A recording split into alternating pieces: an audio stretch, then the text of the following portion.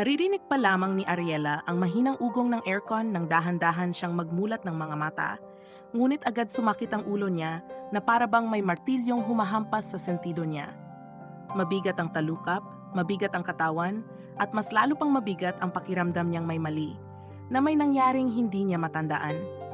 Huminga siya ng malalim, pilit inaalala ang huling gabing naalala niya. Ang bridal shower kasama ang mga kaibigan, ang tawanan, ang inuming dapat isang tagay lang.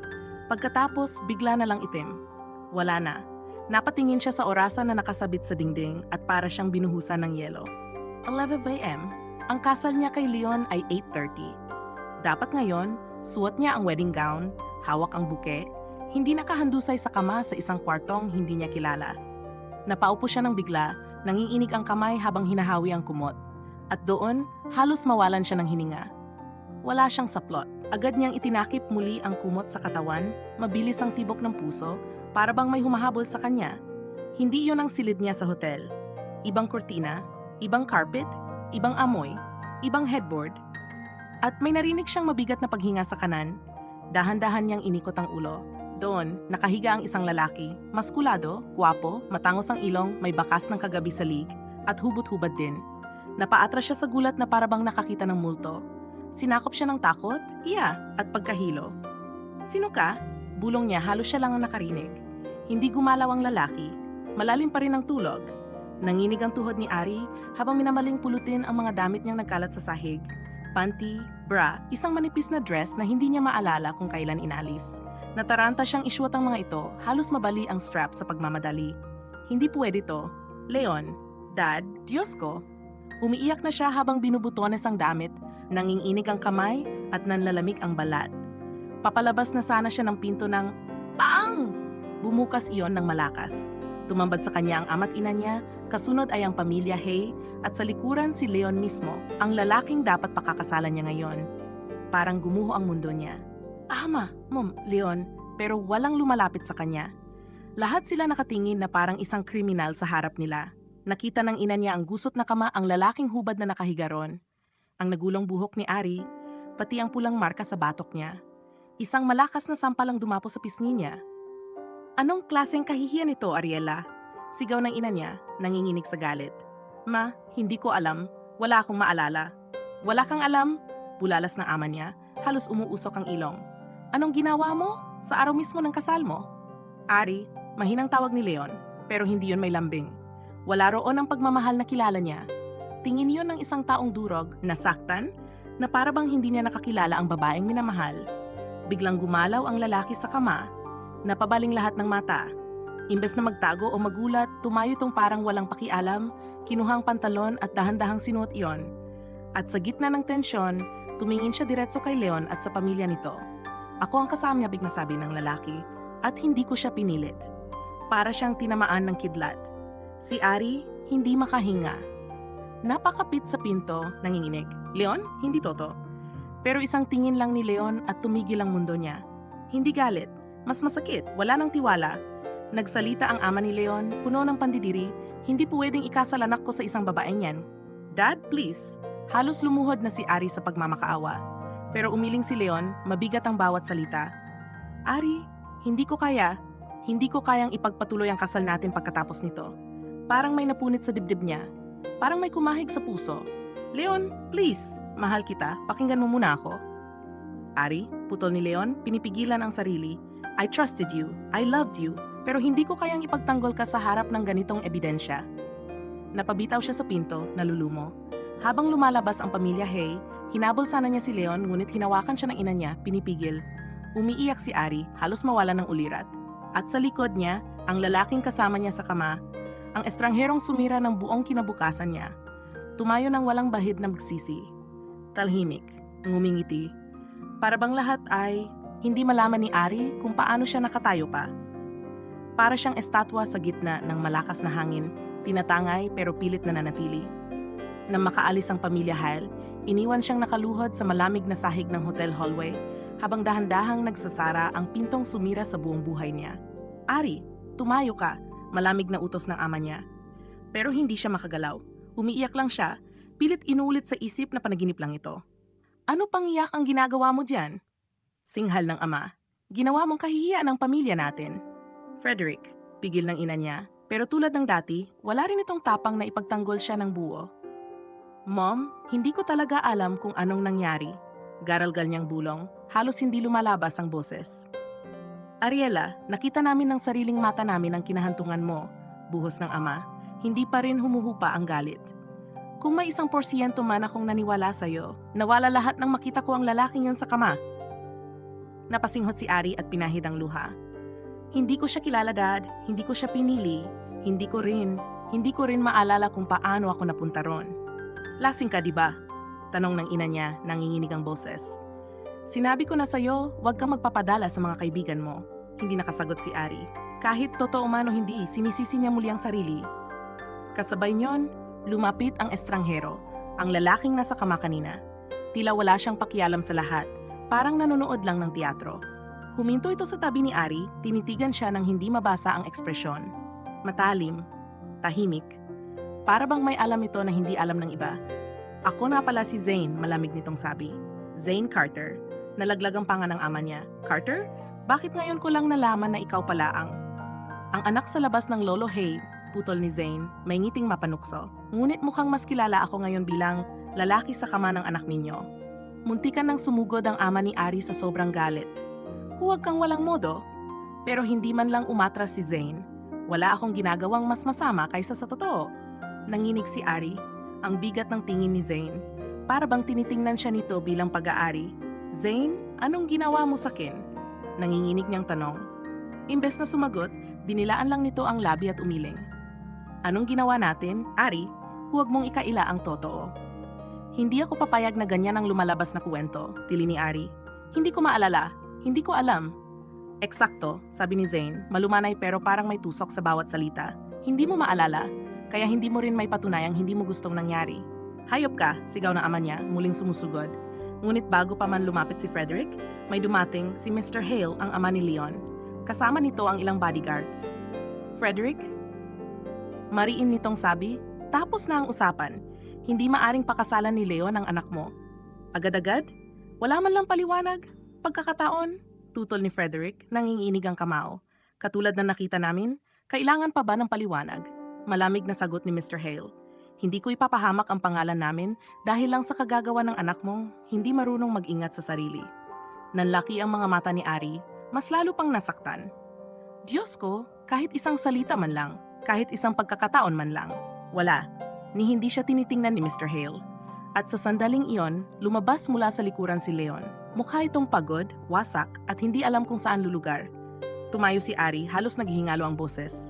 Leon, pakiusap, makinig ka muna sa akin. Ari, hindi ko kayang harapin lahat to. Mahina, pero mabigat. Hindi ko kayang ipagtanggol ka. Hindi sa ganitong sitwasyon. Hindi ako ang may kasalanan. Palahaw niya. Hindi ko ginusto to, hindi ko maalala. At yan mismo ang dahilan. Tumingin si Leon sa kanya na may halong awa at pagkamuhi. Hindi ko kayang pakasalan ang isang taong hindi ko na kayang pagkatiwalaan. Parang tinusok ang puso ni Ari ng libong karayom. Leon, bakit ganito kali para sa'yo? Kahapon mahal mo ako. Ngayon hindi mo man lang ako kayang pakinggan. Pinikit ni Leon ang mga mata, lumingon palayo. Nang lumakad ito papalayo, parang unti-unting nawala ng kulay ang mundo. Leon, huwag mo kong iwan ng ganito. Please, pakinggan mo lang ako. Ngunit hindi na lumingon ang lalaki. Nahulog si Ari sa sahig, sumisigaw ng walang tunog habang pinipigilan siyang yakapin ng ina niya. Habang lumalayo ang pamilya Hale, nanatiling nakatayo si Zane, nakasandal sa pader, parang natutuwa sa nangyayari. Nang mag-angat ng mukha si Ari, nagtama ang mga mata nila. At sa pinakaayaw niyang sandali, nakita niya ang isang bagay sa mga mata ni Zane. Hindi awa, hindi galit, kundi kasiyahan. Isang kasiyahang hindi dapat naroon. Isang ngiting dahan-dahan niyang pinakawalan bago bulongin. Simula pa lang to, Ariela. Tahimik ang buong bulwagan ng munisipyo, ngunit sa tenga ni Ariela, parang may libo-libong tambol ang sabay-sabay na tumutugtog. Hindi niya marinig ang sinasabi ng judge. Hindi niya maramdaman ang lamig ng aircon. Hindi niya maramdaman ang sariling kamay. Ang tanging nararamdaman niya ay ang bigat ng tingin ng mga magulang niya sa likod at ang presensya ng lalaking nakatayo sa tabi niya, si Zane. na para bang siya ang nagmamando ng bawat segundo ng pangyayaring ito. Sa araw na ito, ipinag-utos ng batas. Malumanay na sabi ng judge, pero para kay Ari, parang kulog ang bawat salita. Wala siyang wedding gown, wala siyang bulaklak, wala siyang pamilya ng groom, wala siyang pagmamahal, wala siyang leon. Isang simpleng puting bestida lang ang suot niya at sandaang tanong ang nakaukit sa puso niya. Tanggapin mo ba si Zane Carter? Nang marinig niya ang pangalan na yon, napatingin siya kay Zane. Hindi ito nakatingin sa judge, nakatingin ito sa kanya. Para bang siya ang pinakamahalagang bagay sa silid. Para bang walang nangyari. Para bang hindi niya winasak ang buhay ni Ari. Bilang iyong asawa sa hirap at ginhawa. Hindi makagalaw si Ari. Nanunuyo ang lalamunan niya. Namumuo ang luha. Gusto niyang sumigaw, tumakbo, magtago, mawala. Pero dinig niya ang boses ng ama niya sa likod. Ariela, sabihin mo na. Parang sampal ang bawat salita. Para siyang ibon na pinutulan ng pakpak bago ihinagis sa espasyo. Oo, mahina niyang sagot. Halos mahulog ang puso niya sa sahig. Ngumiti si Zane, isang ngiting hindi niya mawari kung masaya, mapanuyo o nagtatago ng isang lihim na lalong sisira sa kanya. Ikaw naman, Zane? I do, mabilis, malinaw, buo, walang pag-aalinlangan, walang pagdadalawang isip. Parang matagal na niya itong pinlano. Nang ilagay sa kani-kanilang daliri ang sing-sing, parang tinutusok ng yelo ang puso ni Ari.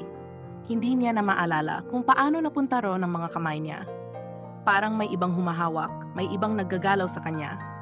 By the power vested in me, you are now officially married.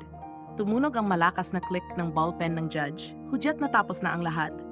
Parang may humugot ng hininga ni Ari mula sa dibdib niya. Congratulations, sabi ng judge, ngiti nang wala namang damdamin. Thank you, sagot ni Zane na parang masaya pa. Hindi umiimik ang mga magulang ni Ari. Walang yakap mula sa ina niya. Walang pat sa balikat galing sa ama niya. Walang congratulations mula kahit sino. Nang lumabas sila ng silid, lalo lang sumikip ang dibdib niya. Ang araw na dapat puno ng bulaklak, ng musika, ng pamilya at kaibigan, napalitan ng katahimikang nakakabingi. Halika na, sabi ni Zane. Hindi siya makagalaw. Tanging luha lang ang gumagalaw. Dad, uwi ba ako kasama ninyo? Tanong niya nanginginig. Umiling ang ama, matigas. Tapos na ang responsibilidad namin, may asawa ka na. Parang binuhusan ng kumukulong tubig ang puso niya. Ito pala ang pakiramdam ng itinatapon ng sarili mong dugo. Ari? Sabay hawak ni Lynette sa balikat niya. Balang araw maintindihan mo rin kung bakit kailangan to. Anong maintindihan ko, Mom? Garalgal niyang boses. Na kahit hindi ako narinig, hinusgahan niyo agad ako. Na kahit umiiyak ako, isinusuko niyo ko sa isang estranghero. Hindi nakasagot ang ina niya at tumalikod na rin. Nagpaiwan si Ari, nanginginig, nakatayo sa gitna ng hallway na tila pinasikip ng tadhana. Lumapit si Zane, marahang kinuha ang kamay niya. Mula ngayon, bulong nito, kasama mo na ako. Hindi siya tumingin, hindi siya sumagot. Hinila siya ni Zane palabas ng gusali, palabas ng buhay na nakagisnan niya, papunta sa sasakyan nitong mamahalin. Tahimik ang biyahe. Si Ari, nakatitig sa bintana, nakikita ang sariling refleksyon, wasak, pagod at naliligaw. Si Zane naman, nakahawak sa manibela, seryoso ang mukha. Paminsan-minsang sumusulyap sa kanya, ngunit hindi nagtatangka magsalita. Hindi niya alam kung nag-aalala ba ang lalaki o wala lang talagang emosyon. Matapos ang mahigit isang oras, huminto sila sa harap ng isang malaking mansyon. Malawak ang paligid, puno ng tanim, magaganda ang ilaw, parang palasyo. Mula ngayon, dito ka titira, sabi ni Zane. Hindi ako puwedeng. Asawa kita, putol niya, pero hindi malupit, mahina, mababa, parang dagundong. Dito ang lugar mo. Napalunok si Ari. Hindi niya kayang umalma, hindi niya kayang tumakbo, hindi niya rin kayang umiyak pa. Pagpasok nila, agad yumuko ang mga kasambahay. Magandang hapon po, Sir Zane. Maam, isang salita na parang sumpa. Dinala siya ni Zane sa ikalawang palapag. Dito ang kwarto mo, sa dulo, kwarto ko. Huminto ito sandali, hindi kita pipilitin sa kahit ano. I want you to feel safe. Hindi siya sumagot. Tawagin mo lang ako kung kailangan mo ng kahit ano. Iniwan siya nito, dahan-dahang isinara ang pinto. Nang mag-isa na si Ari sa loob ng silid, doon lang siya muling nakahinga. Bumagsak siya sa kama, itinakip ang kamay sa bibig para hindi marinig ang pag-ungol ng pag-iyak. Hindi niya gusto ang buhay na to. Hindi niya gusto ang lalaking iyon. Hindi niya gusto ang kasal na ito. At higit sa lahat, hindi niya gusto ang tanong na unti-unting sumasakal sa kanya. Bakit parang hindi man lang nagulat si Zane sa nangyari? Bakit parang alam niya ang mangyayari bago pa ito mangyari? Hindi na alam ni Ari kung ilang oras siyang nakatulala sa kisame ng silid. Ang oras ay parang humahaba, lumalabo at lumalalim gaya ng sugat na ayaw maghilom. Hindi niya kilala ang amoy ng kama. Hindi niya pamilyar ang lamig ng silid. At lalong hindi niya kilala ang mundong bigla na lamang niyang kinabibilangan. Sa kabila ng katahimikan ng buong mansyon, may isang bagay na hindi siya matakasan. Ang bigat ng tanong na paulit-ulit na kumakagat sa isip niya. Bakit parang nakaplano ang lahat? Bakit parang alam ni Zane ang mangyayari bago pa ito nangyari? Hindi niya dapat iniisip yon, ngunit mas lalo lang itong lumalakas sa bawat sandaling nag-iisa siya. Kinagabihan, napilitan siyang bumangon para uminom ng tubig. Sumilip siya sa bintana ng veranda ng ikalawang palapag at doon niya nakita si Zane sa ibaba, sa hardin, kausap ang isang babaeng nakasuot ng mask at sombrero. Napakurap siya. Sino yon? Hinila ng kutob ang buong katawan niya. Hindi siya dapat bumaba, hindi siya dapat makialam. Pero kung hindi niya gagawin, mananatiling dilim ang lahat. Kaya dahan-dahan siyang bumaba. Walang ingay, walang bakas na dadaan siya. Tumayo siya sa likod ng malaking haliging kahoy, napakapit sa gilid habang pilit dinidikit ang tainga sa manipis na pagitan. Sigurado ka bang walang nakaalam? Tanong ng babae, mahinang-mahina pero malinaw. Walang makakaalam, sagot ni Zane, malamig at walang bakas ng pagsisisi. At yung gusto ko sa'yo, natupad mo. I handled the rest. Kinilabutan si Ari, hindi pwede. Yung kuwarto? Tanong ng babae. Nayayos ko gaya ng sinabi mo, pati CCTV, pinutol ko bago pa may makakita, at tama ka, mahina nga siyang uminom. Bumuntong hininga si Zane pero hindi pag-alala, parang pagkatama. Good, hindi na siya maalala, that's the perfect leverage. Ginawang sandata ang pagkawasak niya, napahawak si Ari sa dibdib niya, hinahabol ang hinininga na akala niya ay mawawala na. Pero sir, usisa ng babae, sigurado ka bang hindi mo siya nasaktan? Baka magising siyang may mga marka o... Tama na, putol ni Zane. Hindi ko siya sinaktan, hindi ko rin siya ginalaw hanggat hindi niya ako hinila. Sumikip ang lalamunan ni Ari. Hinila? Ako? Hindi. Hindi niya maalala. Hindi siya papayag na gano'n ang totoo. Hindi niya sinasadya, dagdag ni Zane. Mababa ang boses. She was drunk, and scared, and lost, and she needed someone. Tapos, bakit mo to lahat ginawa? Tanong ng babae. Sumeryoso ang mukha ni Zane. Para sa posisyong dapat sakin. Para sa pangalan na walang awa nilang tinanggal sa akin. Para ipakita sa lahat ng hate na hindi nila ako kayang burahin. Kaya ginamit mo ang babae? Tanong ng babae, bahagyang nag-aalinlangan. Hindi ko siya ginamit, sagot ni Zane, tila nagagalit. Kinuha ko lang ang oportunidad na ibinigay ng sitwasyon. Pinalala ko lang. Pinalala, pinagplanuhan, simula at katapusan. Pero mahal mo ba siya? Tanong ng babae bigla. Tumigil ang mundo. Tumigil rin si Zane. Nakataas ang balikat nito, mahigpit ang kamao, at nang magsalita ito, mahina pero tapat. Hindi ko alam, pero alam kong gusto ko siyang protektahan. Kaya ko gagawin ang kahit ano para hindi siya makaalis sa akin. Para siyang nabingi. Protektahan o itali? Biglang humakbang si Zane palapit sa babae, nataranta si Ari, muntik siyang matisod. Mabilis siyang umatras papunta sa anino ng pader. Umalis ka na, malamig na utos ni Zane sa babae. Tumango ang babae, kinuha ang bag na puno ng pera at lumakad palayo. Nang mag-isa na si Zane, napahawak ito sa noo niya para bang biglang dumaan ang bigat ng buong mundo sa balikat niya. Ari, mahina nitong bulong kahit walang tao sa paligid. Patawad, pero kailangan kita. Nakatalikod pa rin ito nang hindi sinasadyang may nadulas na hikbi mula sa lalamunan ni Ari. Mabilis siyang tumakbo paakyat. Hindi niya inintindi kung marinig siya o hindi. Pagpasok niya sa silid, isinara niya ang pinto ng walang ingay. Hindi niya alam kung matatakot siya o masasaktan o magagalit o manlalamig. Pero isang bagay ang malinaw. Si Zane ang dahilan kung bakit bumagsak ang buong buhay niya. At si Zane rin ang nag-iisang tao ngayon na hindi niya matakasan. At sa gitna ng lahat, sa ilalim ng nagtatagong katotohanan na hindi niya masikmura. Isang tanong ang hindi niya maalis. Kung totoo ngang hindi siya sinaktan ni Zane, bakit hindi niya maalala ang gabing iyon? Ano ang ginawa niya? At ano ang ginawa nila? Hindi alam ni Ari kung paano siya nakatulog ng gabing iyon. Pagod ang isip, lasog ang puso, at nanginginig ang kaluluwa sa bigat ng katotohanang nadinig niya. Hindi niya sigurado kung sumikat ang araw o kung gumalaw ang oras. Ang tanging naramdaman niya ay ang malamig na apoy ng pagkalito na kumukulong parang lason sa loob niya. Nang magising siya, sumakit ang lalamunan niya sa pagpipigil ng hikbi. Ramdam niya ang pamumugto ng mga mata at ang pulso niya ay mabilis na parang tatakbong muli palabas ng lugar na iyon. Ngunit hindi niya magawa. Hindi niya alam kung saan pupunta. At ang mas masakit, hindi niya alam kung saan siya tatanggapin. Kaya nang biglang may kumatok sa pinto, napapitlag siya. Hindi niya gustong makita ang sinumang tao. Lalo na si Ari. Mahina na ngunit malalim ang boses mula sa labas. Pag-usapan natin. Parang biglang bumulusok ang tibok ng puso niya.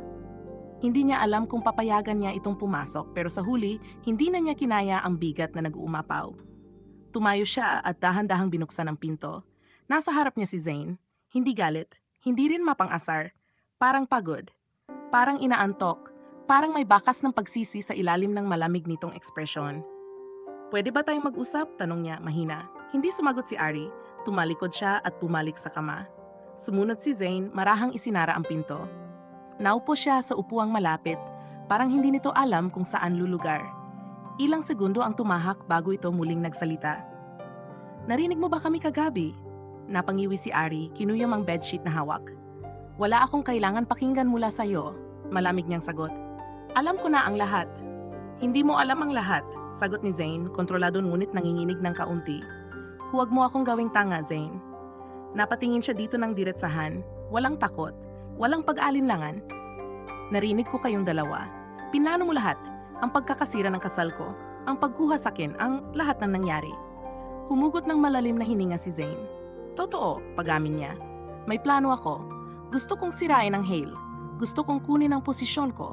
At alam kong ikaw ang magiging pinakamabisang paraan." Parang may tumusok sa sikmura ni Ari.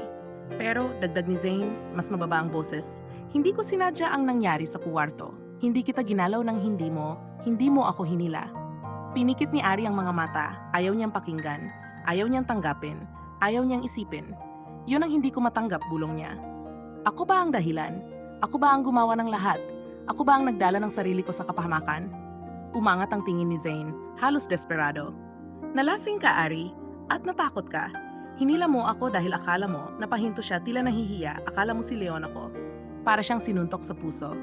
"Hindi," bulalas niya. "Hindi ako naniniwala. Hindi ko kayang paniwalaan na kahit papaano ako ang dahilan." Hindi sumagot si Zane. Hindi niya sinubukang padulasin ang katotohanan. Hindi niya sinubukang gawing maganda ang pangit. At sa isang banda mas lalo yung nagpabigat sa lahat. Lumapit siya, hindi agresibo, hindi mapilit. Marahan, parang humihingi ng basbas sa bawat hakbang. "Ari, gusto kong sabihin sa iyo ang totoo. O ginamit kita sa plano ko. O nasira ang buhay mo dahil sa akin." Tumingin siya sa mata nito, diretso at walang takot. "Pero sa huli, ikaw ang ayaw kong masaktan." Natawa si Ari, mapait, mahina, lutang. "Kung ayaw mo akong saktan, hindi mo ako gagawing bato sa laban mo sa pamilya mo." "Hindi ko na kayang itama ang nangyari," sagot ni Zane, halos pabulong. "Pero kaya kong ayusin ang buhay mo, pangako ko yon." "Pangako?" umiling si Ari. "Ayoko ng kahit anong pangako mula sa'yo." "Ari, huwag mo akong tawagin sa pangalan ko na parang may karapatan ka." Natahimik si Zane. Umurong si Ari, lumihis ng tingin, pinunasan ng luha. Hindi niya alam kung ano ang tama. Hindi niya alam kung saan magsisimula. Pero alam niya ang isang bagay, hindi siya mananatili sa mansyong ito na parang kulungan. Nang buksan niya ang pinto, nagulat si Zane. "Saan ka pupunta?" tanong nito, may halong takot na hindi nito matago. "Lalabas." Walang pakiusap. Walang paliwanag. Walang paglingon. "Ari, hindi ka pwedeng." "Subukan mong pigilan ako," sabi niya, malamig ngunit nanginginig ang boses, at sisigaw ako hanggang marinig ng buong mundo. Nakatayo si Zane, naninigas, hindi makagalaw. Hindi niya gustong pigilan, hindi niya gustong saktan, pero hindi rin niya kayang bitawan. Kaya sumagot siya, halos humihingi ng awa. "Hihintayin kita, kahit gaano katagal." Hindi lumingon si Ari, lumabas siya ng pinto, bit-bit ang bigat ng katotohanan at ang kalayaang hindi niya alam kung saan siya dadalhin. At sa loob ng silid, si Zane, ang lalaking gumiba ng buhay niya at sa isang banda ay nagligtas din sa kanya, ay nakatulala, hawak ang sariling kamao, inuulit-ulit ang katotohanang ayaw niyang tanggapin. Hindi niya kayang mawala si Ari. Hindi pa, hindi ngayon, at hindi kailanman. Ngunit sa unang pagkakataon, alam niyang wala na sa kanya ang kontrol. Si Ari ang magpapasya kung may pag-asa pa sila o kung tuluyan na siyang dapat maglaho sa buhay nito. Naglakad si Ari palabas ng mansyon na parang wala siyang ibang naririnig kundi ang mabilis na tibok ng puso niya. Hindi niya alam kung hangin ba ang humahaplos sa pisngi niya o luha. Basta ang alam niya, kailangan niyang makalayo, kahit ilang minuto lang, kahit isang hinga lang na hindi naamoy ang presensya ni Zane. Paglabas niya sa gate, napahinto siya. Nasa tapat niya ang mahabang kalsadang may matatayog na puno. Tahimik. Malamig ang hangin. At sa unang pagkakataon, mula nang magising siya sa impyerong kuwartong iyon, nakahinga siya ng hindi masakit. Pero hindi niya alam kung saan pupunta. Hindi naman siya makakauwi. Tiyak na hindi siya tatanggapin ng ama niya. Hindi rin siya pwedeng pumunta sa mga kaibigan niya dahil baka lalong lumala ang tsismis. At higit sa lahat, hindi niya alam kung buo pa ba ang sarili niya para humarap sa kahit sino. Habang naglalakad siya sa gilid ng kalsada, napansin niyang nanginginig ang kamay niya. Hindi dahil sa lamig, kundi dahil sa takot, sa galit, sa sama ng loob, at sa hindi maipaliwanag na pagila ng dibdib niya tuwing naisip si Zane. Hindi niya alam kung kanino siya mas galit. Sa sarili niya, kay Leon, sa ama niya, o kay Zane. Naginiba ang lahat pero siya pa ring hinahanap ng puso niya ng lihim. Hindi ako iyak, bulong niya sa hangin. Hindi na ako iyak. Ngunit tumulo pa rin ang luha. Samantala sa loob ng mansyon, nananatiling nakatayo si Zane sa gitna ng silid, hawak ang ulo, pilit iniipon ang lakas para pigilan ang sarili niyang sundan si Ari. Hindi niya alam kung saan ito pupunta. Hindi niya alam kung ligtas ba ito. At iyon ang pinakaayaw niya, ang mawalan ng kontrol. Dahil buong buhay niya, kontrol lang ang sandatan niya. At ngayon, ang isang babaeng hindi niya dapat minahal. Siya pang lumalabas sa buhay niya nang hindi man lang lumilingon. Umupo siya sa sahig, sumandal sa kama, at ipinikit ang mga mata. Ari, bulong niya, halos hindi lumalabas ang boses. Babalik ka, kailangan mong bumalik. Pero kahit sarili niya, hindi niya alam kung totoo iyon o desperasyon lang. Habang naglalakad si Ari, napansin niyang malapit na siya sa isang maliit na outpost kung saan may nakatayong guard. Tumingin dito ang lalaki. Ma'am, okay lang po ba kayo? Hindi siya sumagot. Ayaw niyang magsalita. Ayaw niyang kilalanin ng ibang gulo sa loob niya. Tanging tango lang ang ibinigay niya. Ngunit bago pa siya makalayo, sumunod ang guard. Ma'am, baka gusto niyo pong magpahinga muna sa bench dito. Mukhang pagod na pagod kayo. Huminto si Ari, tumingin sa guard.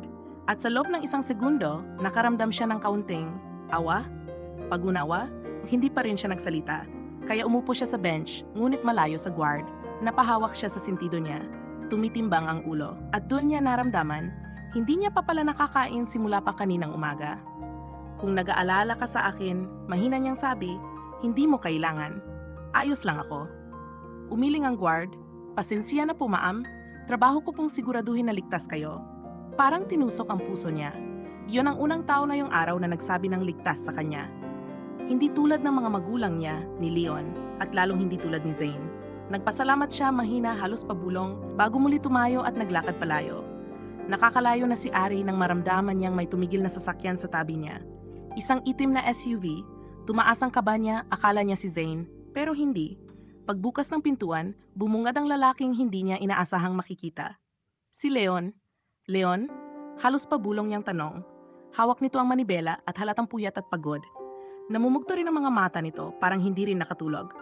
Sumakay ka, sabi ni Leon, hindi galit, pero hindi rin malambot. Ayaw ko. Hindi ako nagtanong, sumakay ka, huwag mo akong utusan. Mas matigas ang boses ni Ari kaysa sa inaasahan niya. Huminga ng malalim si Leon. At least, kausapin mo ako. Lumingon si Ari sa malayo. Para saan hindi ka naman nakinig noon, ngayon pa ba? Napakurap si Leon, tinamaan siya. Ari, sabi niya mas mahinahon, may mga nalaman ako at kailangan mong malaman ang lahat. Kung galing sa pamilya mo, hindi ko kailangan marinig. Hindi, galing to sa tao mismong gumawa ng lahat. Napalingon si Ari, tumaas ang balahibo niya sa braso. Sino? Mahina niyang tanong. Yung babaeng kasama niya kagabi. Parang tumigil ang mundo ni Ari. Leon, nanginginig ang boses niya. Anong sinabi niya? Napatingin si Leon sa kanya at doon lang niya nakita na hindi galit ang lalaki, kundi guilt. Malalim, sobra. Nalaman ko, sabi ni Leon, na hindi ikaw ang dapat sisihin. Hindi ikaw ang gumawa noon at mas lalong hindi ikaw ang may kasalanan sa lahat ng nangyari. Napalunok si Ari.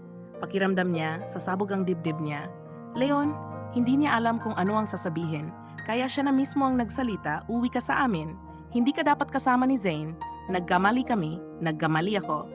Nagkatinginan sila. Hindi siya makagalaw. At sa gitna ng tensyon, may isa pang sasakyan ang huminto sa likuran ng SUV ni Leon. Isang mamahaling Cots kumislap ang headlights at bumukas ang pinto. Si Zane? Nakasalubong sila ng tingin ni Ari. Malalim, matalim, at sa ilalim nitong tensyon ay isang takot na hindi nito kayang itago. Tumayo si Zane sa gilid ng kalsada, nakatayo ng diretso, parang naghahamon, pero hindi galit sa kanya. Galit kay Leon. Ari, tawag niya, mababa ang boses. Lumayo ka sa kanya. Umiling si Leon. Siya ang lalayo sa'yo. Wala kang karapatan, sagot ni Zane. Hindi mo siya ipinaglaban. At least hindi ko siya niloko. Balik ni Leon, matalim ang tingin. Hindi ko siya niloko, maring sabi ni Zane. Hindi ko lang sinuko ang laban ko. Laban? Ganyan mo ba ako tinrato? Sigaw ni Ari, lumingon kay Zane. Bilang parte ng laban mo? Humakbang si Zane palapit. Hindi. Never. Ari, hindi ikaw ang kalaban ko. Ikaw, huwag mong tapusin yan, putol niya. Hindi ko kailangan marinig. Napakuyom ang kamao ni Zane, bahagyang nanginginig. At ikaw, lumingon siya kay Leon, huwag kang magpanggap na ikaw ang tamang lalaki para sa kanya. Naglakad si Leon palayo sa kotse, hinarap si Zane. Hindi ko kailangang magpanggap. Hindi ko siya sinaktan. Hindi ko rin siya sinaktan, balik ni Zane. Pero tumawa si Leon, mapait. Hindi mo kailangang gumamit ng kamay para manakit, Zane. Minsan sapat na ang kasinungalingan. Sapat na ang pagplano mo sa kapahamakan niya. Natigilan si Zane. Kita sa mukha niya ang sakit na hindi niya maitago. Ari, lumapit si Leon mas gentler ngayon. Sumama ka sa akin. Ayusin natin to. Ipapaliwanag ko sa pamilya ko. Hihingi ako ng tawad. At kung gusto mo, umalis tayo. Layo tayo sa lahat ng ito. Nanlaki ang mata ni Ari. Hindi niya alam kung shock o galit o awa ang nararamdaman niya. Tama na, bulong niya at umatras siya mula sa kanilang dalawa. Tama na ang pagsasalita ninyo na parang pag-aari ninyo ako. Nagkatinginan ng dalawang lalaki. At ikaw, turo niya kay Leon, masyado kang huli. Hindi mo ako pinakinggan nang kailangan ko ang boses mo. At kay Zane, mas mabigat ang boses niya. At ikaw ang dahilan kung bakit wasak na ako ngayon. Kahit malamig ang hangin, napakainit ng katahimikan. Ari, pakiusap, sabay-sabing dalawa, ngunit pinutol niya. Hindi ko kayo kailangan. At sabay-sabay niyang nilampasan ng dalawang lalaki, naglakad papalayo sa gitna ng kalsada. Narinig niyang sumigaw si Zane. Ari, bumalik ka rito. At si Leon, sandali lang. Ari, pakinggan mo kami. Pero hindi siya tumigil, hindi siya lumingon. Para siyang apoy na sa wakas nakawala sa hawla, hanggang bigla siyang huminto ng may humawak sa braso niya, higpit, desperado. Si Zane, bitawan mo ako, malamig niyang utos. Hindi, sagot ni Zane, halos nanginginig. Hindi ko kayang bitawan ka ngayon. Zane, makinig ka muna, please. Ari, ngunit bago pa siya makapagsalita, may malakas na preno ang pumunit sa katahimikan. Isang puting sedan ang humarurot mula sa kanto, diretso sa kanila. Ari, sabay sigaw ni Leon at Zane. Ngunit huli na, isang malakas na blag, isang sigaw, isang katawan ang tumilapon, isa pang katawan ang bumagsak sa lupa. At nang magising si Ari, nakahiga siya sa kalsada, nanginginig, at sa gilid ng paningin niya, isang lalaki ang nakabulagta sa harap niya. Duguan, hindi gumagalaw, at sa tindi ng takot na gumuhit sa dibdib niya, halos mabingi siya sa sariling tibok ng puso. Sinubukan niyang gumapang palapit. Zane? Pero hindi gumalaw ang lalaki. At doon siya napahigpit ang hawak sa lupa, dahil ang lalaking nakalatay sa dugo sa kalsada ay hindi si Zane, si Leon.